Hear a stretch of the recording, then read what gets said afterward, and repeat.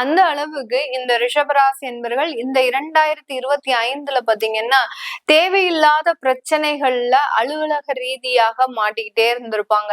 ஏதாவது ஒரு இடத்துல அடுத்து பாத்தீங்கன்னா வேலையை அடிக்கடி விடுறது, அந்த வேலையை விட்டுட்டு வேற வேலை தேடுறதுக்குள்ள அதுக்குள்ள இவர்களுக்கு அதிகப்படியான ஒரு ப்ரெஷரைஸ்டு ஒரு அமைப்புகள் இதெல்லாமே இருக்கிறதுக்கு உண்டான நேரமா தான் இருந்திருக்கு.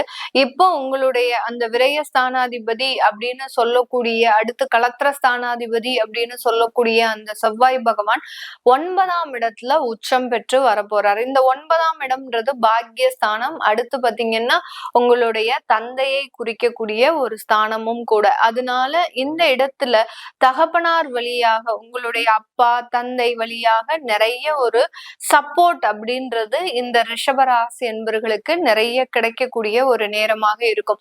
இது நாள் வரைக்கும் அப்பாவினுடைய ஆதரவு இல்லாம இருக்கிறோமே அப்படின்னு நினைச்ச நிறைய ரிஷபராசி என்பர்களுக்கு இந்த காலகட்டத்திலிருந்து அந்த தந்தையினுடைய முழு ஆதரவும் கிடைக்கிறதுக்கு உண்டான ஒரு நேரமாக இருக்கும்.